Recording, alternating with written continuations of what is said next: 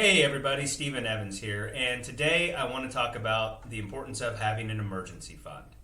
It is really the foundation of financial planning along with risk management. Well, an emergency fund is actually part of risk management.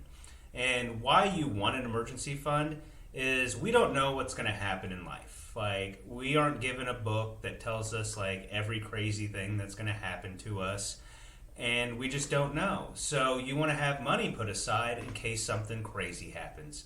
You know, if you need to buy a new roof, or if you need a new water heater. I've had to do that. Or if, you lose your job, or the economy changes, or, when I first started my business in 2008, the first of the year was great, but the second part of the year was absolutely miserable, and it took a couple years to recover, so I had enough money saved to be able to survive that. So the emergency fund is what allows you to survive any crazy thing that could happen in your life. It's money that's readily available that you can use to cover an emergency. And we just don't know what's going to happen in life. The typical big ones are your car breaks down, you need a new water heater, something with your house. You have a medical bill that's big that you've got to pay, but there's not like a ton of crazy things, losing a job, but these things do happen and they're common. You could become disabled. There's just a lot of stuff that could happen. And if you don't have an emergency fund, this is what makes it so important, is you actually have to tap in other assets that are a part of your financial plan that are for other things like retirement. So let's say you don't have an emergency fund, and something happens and you need $20,000 and you don't have money, and you have to go and tap your 401k. So you're pulling $20,000 out of your 401k.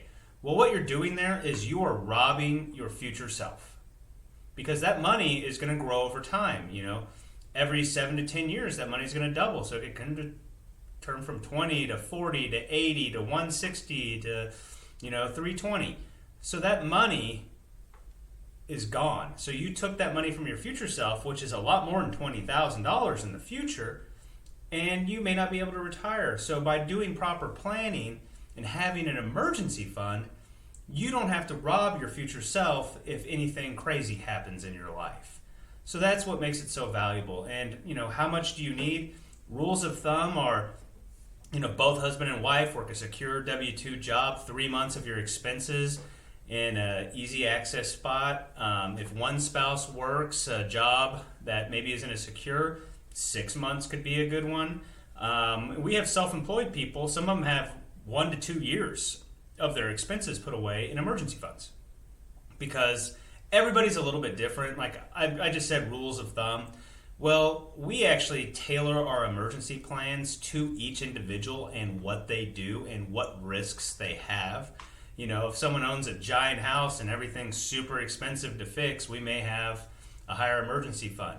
If their job's different, like we had a client who had a 2-year non-compete, so we set aside money in case they lost their job, because there's no way, they were in a very high paying job, and there's no way they could get a job that pays the same. So we set aside money for 2 years to cover those expenses from that missed income. So everybody's a little bit different, and even where we put the money is different, depending on how conservative, how aggressive you are, how young you are, what emergencies could hit you. Because let's say we have to have a $50,000 emergency fund. That's what's going to cover your expenses for 6 months, let's say. Well, let's just pretend that your life is awesome and no emergencies happen. Well, that 50 grand, if we just leave that money just sitting there in cash for the next 30 years, it's not growing. So if you have 50 grand at 30 years old, and when you're 60, we leave it sitting in cash, it's $50,000 to $60,000.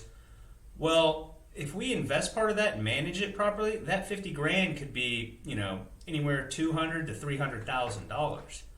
So you also want to make sure your money's keeping up with inflation, because if you've been around this year, inflation has been brutal, and you want your money to grow. So what we like to do is we do buckets. So we'll have part of the money in a money market fund. We might put part of it in treasuries, then do bonds, and then maybe the last bucket is a growth portfolio of stocks.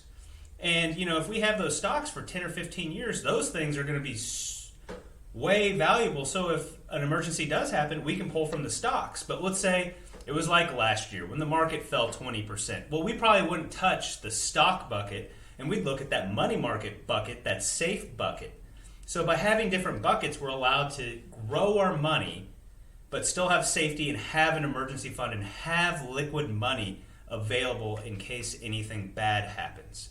And that's what you want. You want to make sure, like the best part of financial planning, the greatest thing is we try to make sure that any problem that hits you financially doesn't affect you because we've planned for it. We've planned if something bad happens, we have the emergency fund. If the market goes down, we have different buckets. So by building a good financial plan, you can have a good emergency fund, and they're incredibly important. And if you don't have one, please start one. If you need help, let us know. Stephen Evans, it's been great talking to you.